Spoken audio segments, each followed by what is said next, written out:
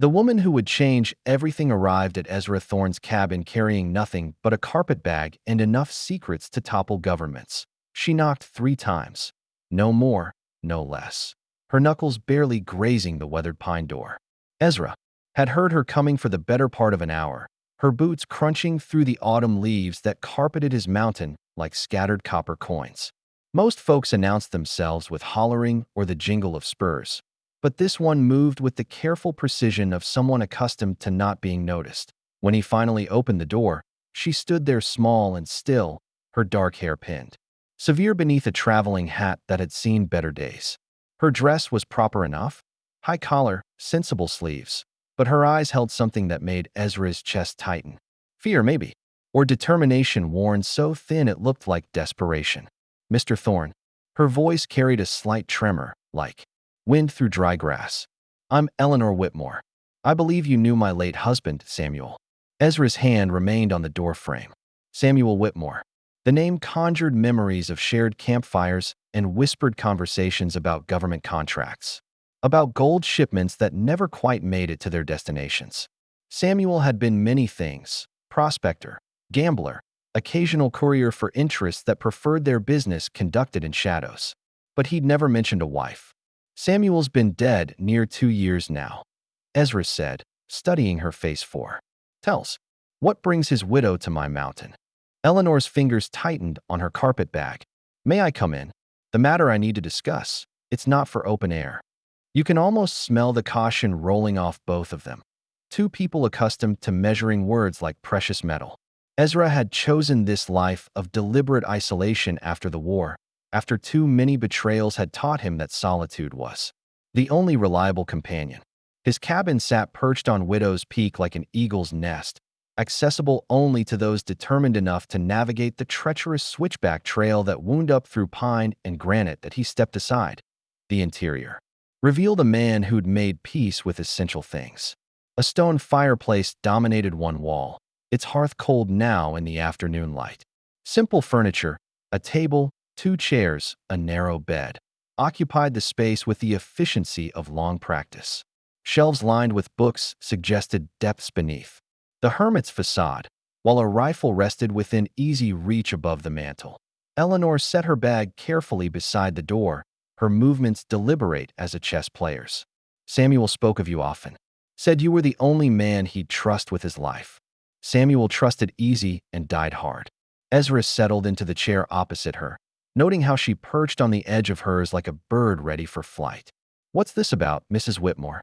She reached into her bag and withdrew a leather portfolio, its surface worn smooth by countless handlings.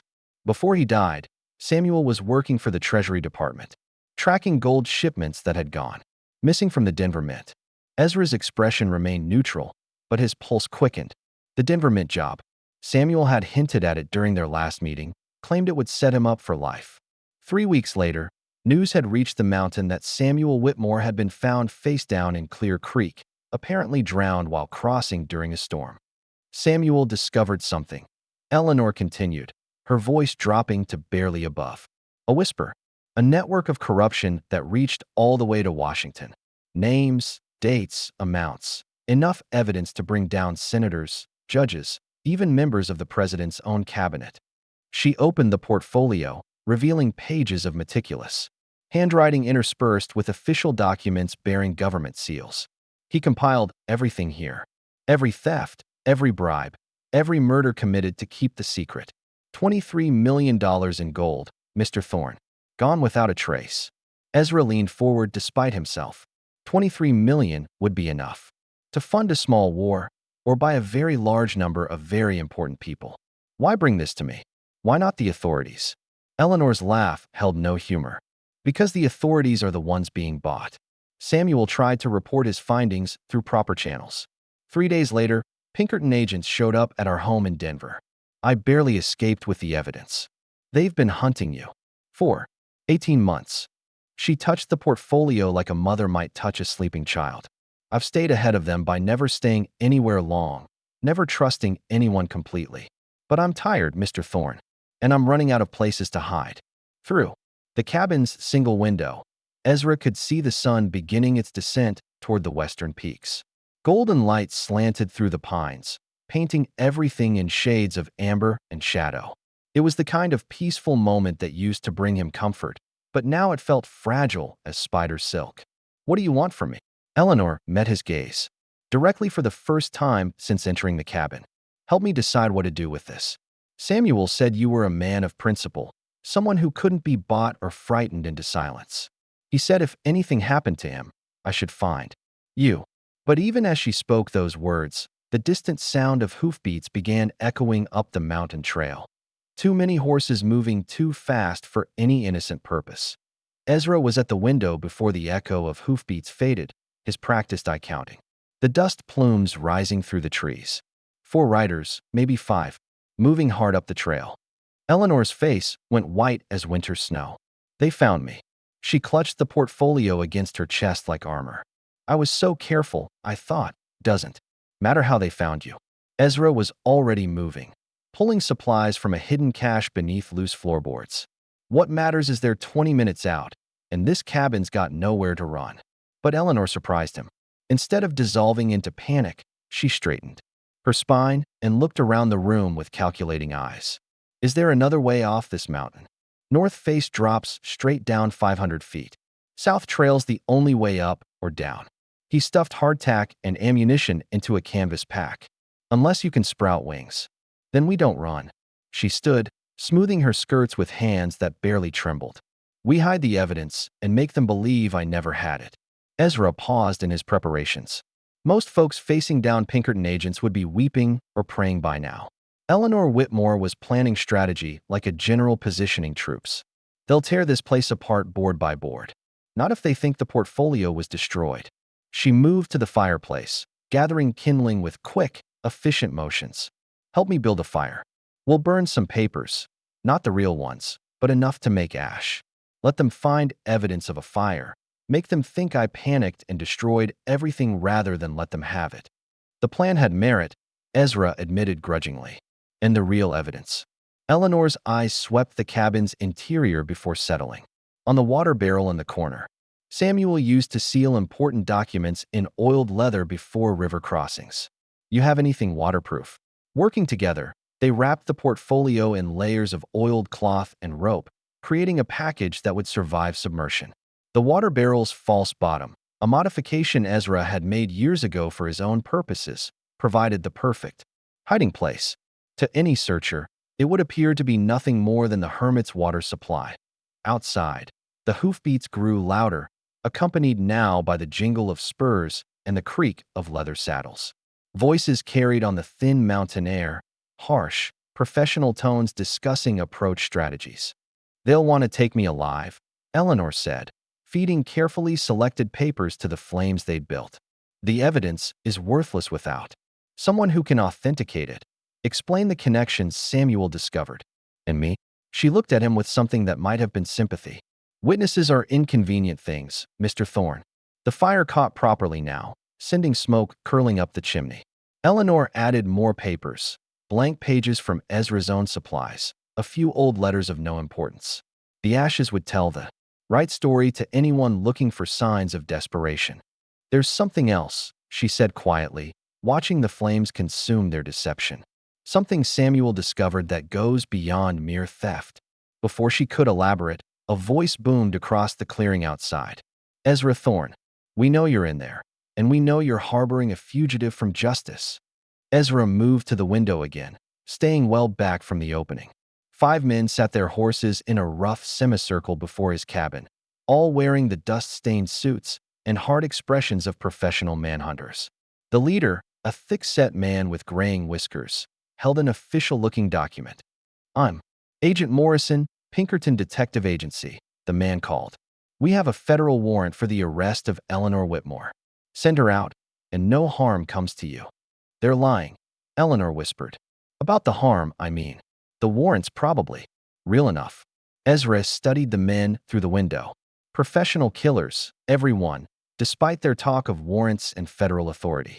The way they'd positioned themselves, the weapons visible at their sides, the careful distance they maintained from the cabin. These weren't men planning an arrest. They were setting up for a siege. "Mrs. Whitmore." Morrison's voice carried a note of false reasonableness. "We know you have documents that belong to the United States government. Return them peacefully, and you'll receive fair treatment under the law." Eleanor moved to stand beside Ezra at the window.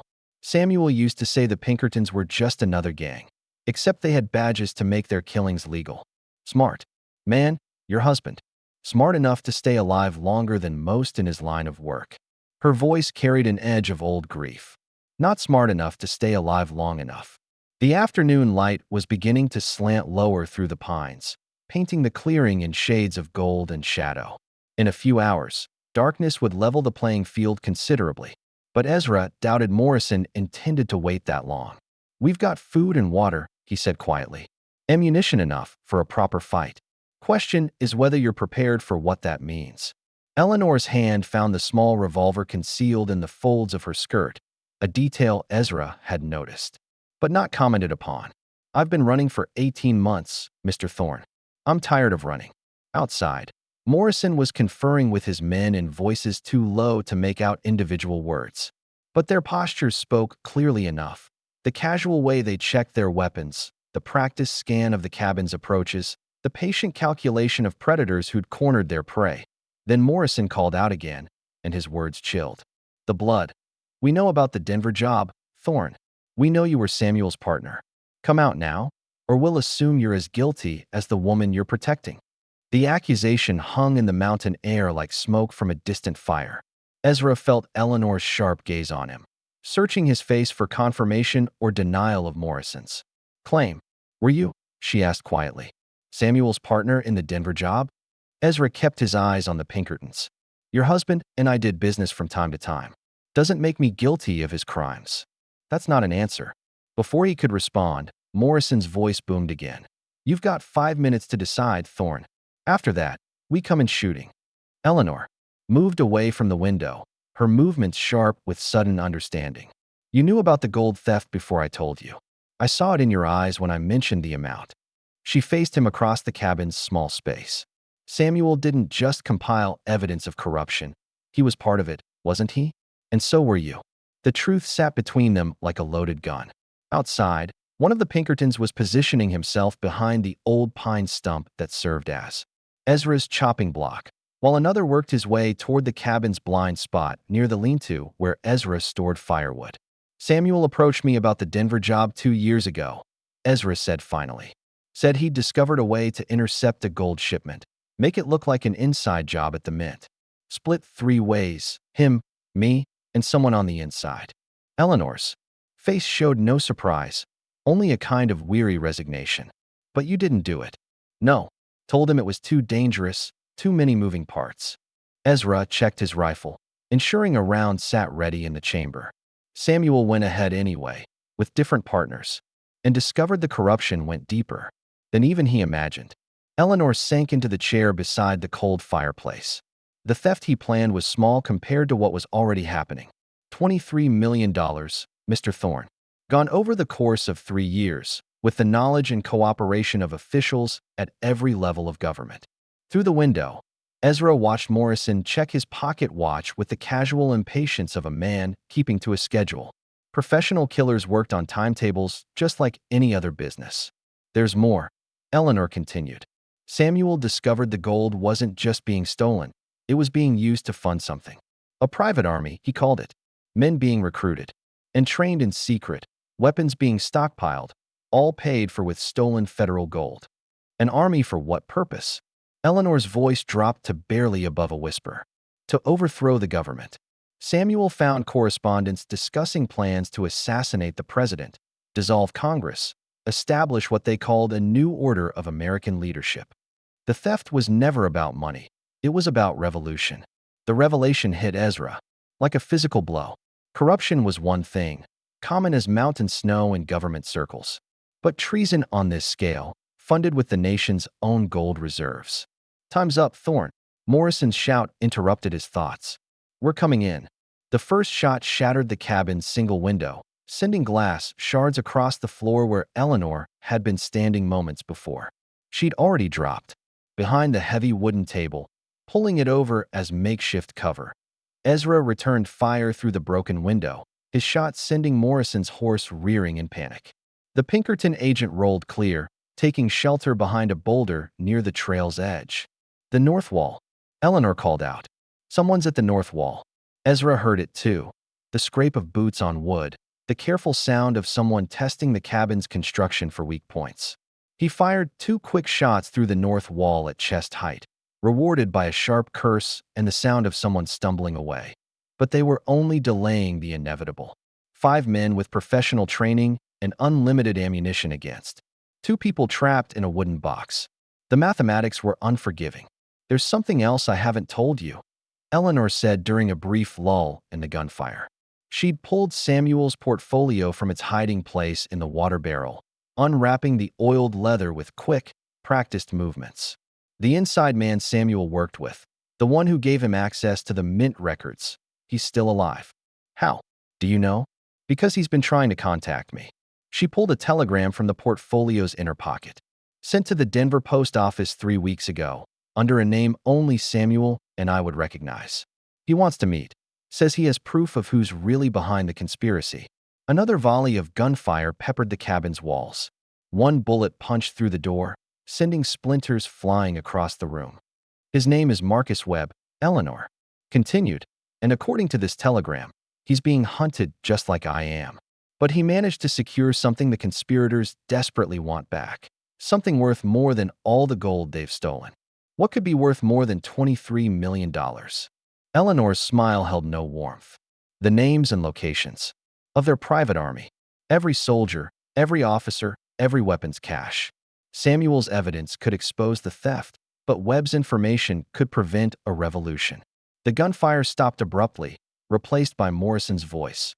"We know you can't stay in there forever. Surrender now, and the woman dies quick. Keep fighting, and we'll make it last." But Ezra was studying the telegram in Eleanor's hands, and a new possibility was taking shape in his mind. "Where does Webb want to meet?" "Chicago.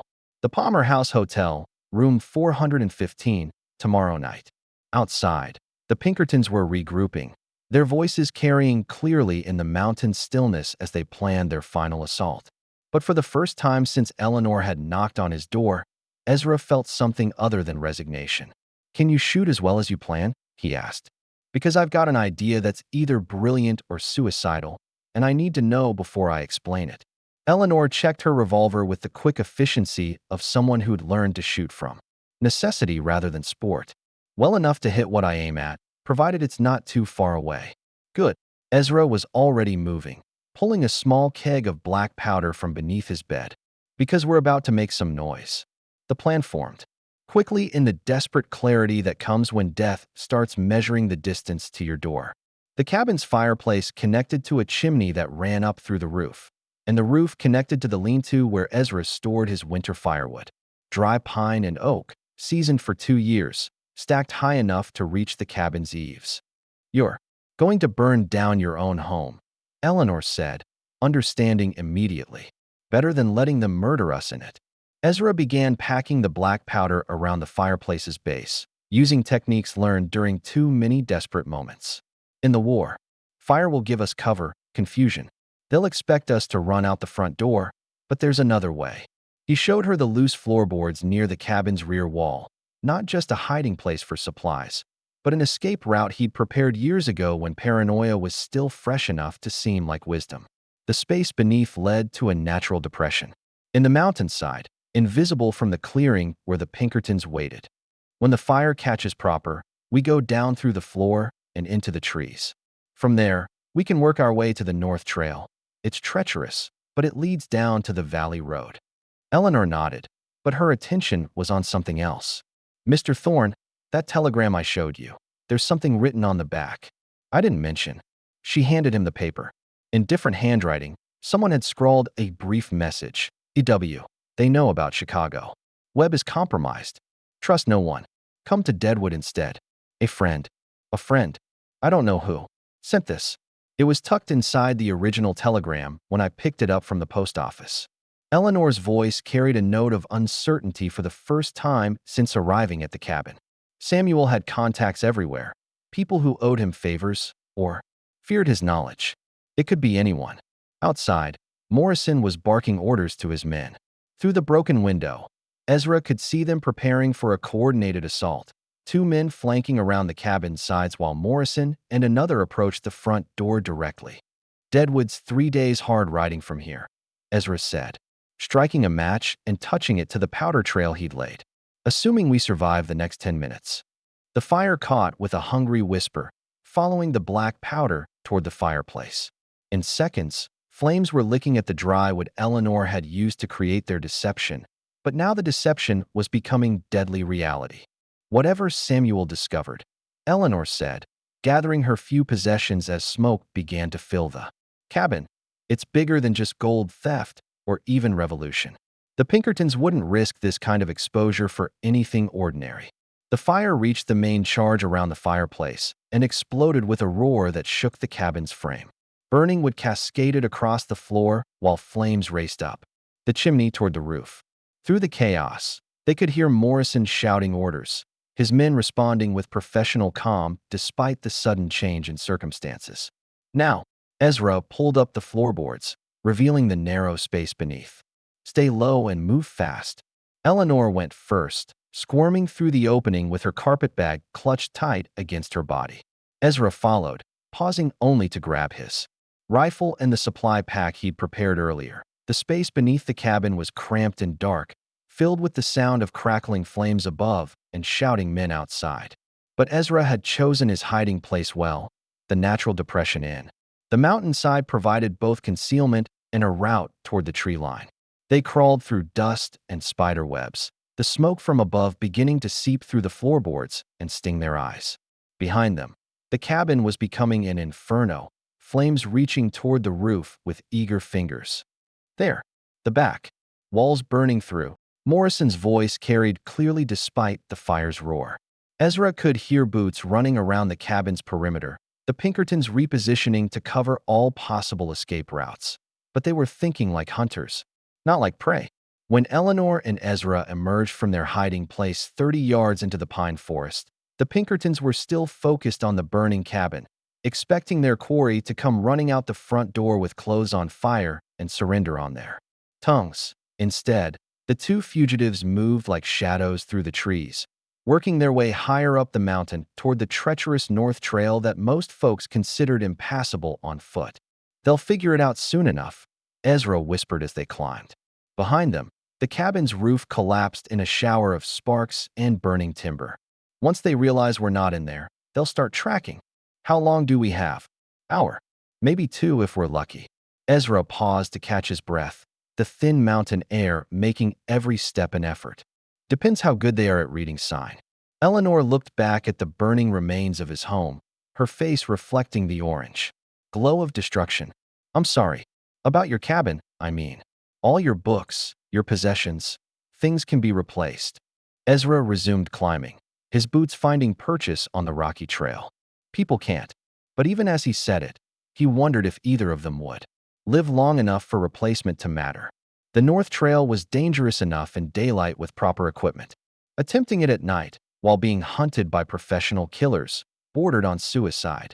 Then Eleanor stumbled, her boot catching on a loose stone, and her sharp intake of breath told him their problems had just gotten considerably worse. Eleanor's ankle twisted beneath her with a sound like breaking kindling.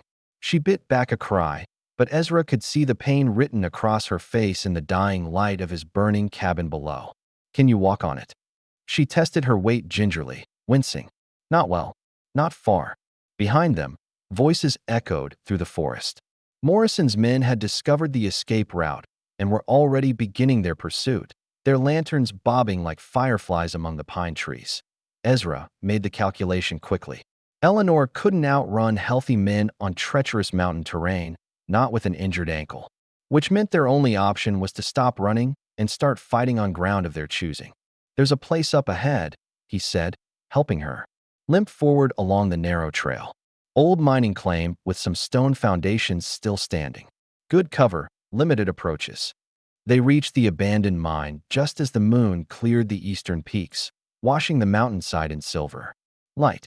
The ruins consisted of little more than tumbled stone walls and the dark mouth of a played-out shaft, but the position offered clear sight lines down the trail and solid protection from gunfire.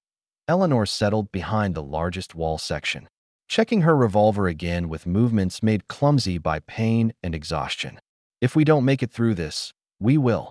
But if we don't, she continued firmly, you need to know the rest. About what Samuel really discovered. Below them, the lantern lights had stopped advancing. Morrison was smart enough to realize the tactical disadvantage of attacking uphill positions in darkness. He'd wait for dawn, or try to flush them out with some other strategy. The gold theft was just the beginning, Eleanor said quietly. Samuel found evidence that the conspiracy reaches into the highest levels of government, senators, judges, even members of the president's cabinet. They're not planning a revolution, Mr. Thorne. They're planning a restoration. Restoration of what?